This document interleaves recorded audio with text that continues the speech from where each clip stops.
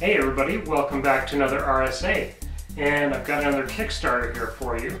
And this one came to my attention.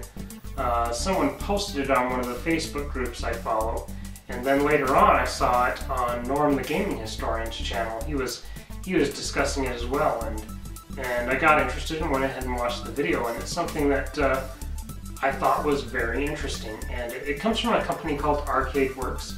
And the product that they're making, they are calling Blinking Light Wind. And if you can't tell from the name, it has to do with a new solution for the 72-pin connector in the front loader NES. Now, what these guys are doing is saying that that original design of the 72-pin connector is fundamentally flawed. And they're right, it is. It's not a good design. It never was. And no matter what you do, the way it works, it's going to eventually wear itself out much quicker than, you know, a standard cartridge slot would, just because of the movement. So what these guys are doing is they're actually redesigning that entire process. So now let's say that you have an NES, and let's do a hypothetical here. Let's say that the 72-pin connector is really and truly borked.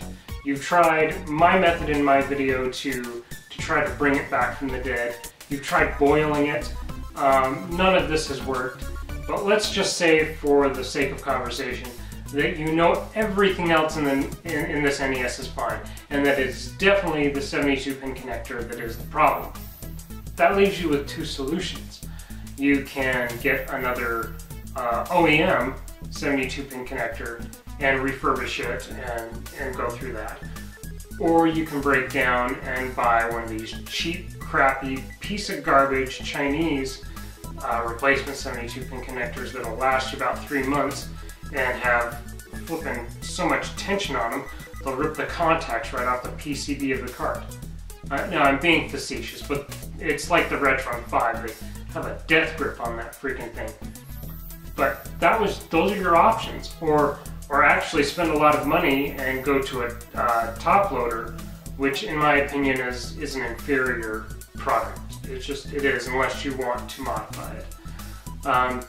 What these guys do is give you another option, and that is that they completely redesigned the internal workings. And it's actually very simple. So now inside the NES, you have a cage that goes in, and it interlocks with the 72-pin connector. So you push your game in and you push it down. What these guys do is they replace that cage and they replace that connector with a new one. And the new connector slides on, the new cage slides in, and it's all static. It doesn't move, there's no movement. So basically what you'll do is, once you get it back together, you just slide the cartridge in and push the power button. That's it. So it makes it work like a standard cartridge in pretty much every other cartridge-based system. You just slide it in, you don't have to push it down, there's no movement, so it's just going to last a lot longer. So I mean, it's a very interesting product to me. I'm going to back it probably for a couple of them, and the price as it is right now is 20 bucks per connector. Which is about double what you'll spend on a new crap Chinese one.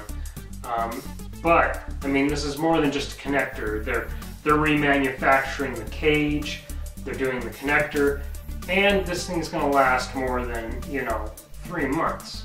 Because I will tell you right now, I seriously advise against getting one of these replacement new connectors. If anything, get an old one, refurbish it. Until you can get it working.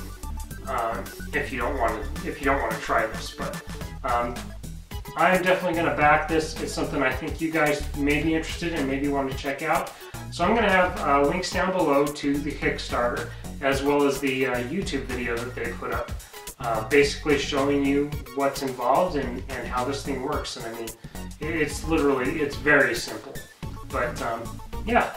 Just wanted to let you guys know about that, since it's something maybe you'd be interested in. Hopefully you are. Hopefully this has been helpful to everyone. If you have any comments or questions, just as usual, post them down below, and I will answer them. Yeah, thanks for tuning in, guys, and I will see you with the next video.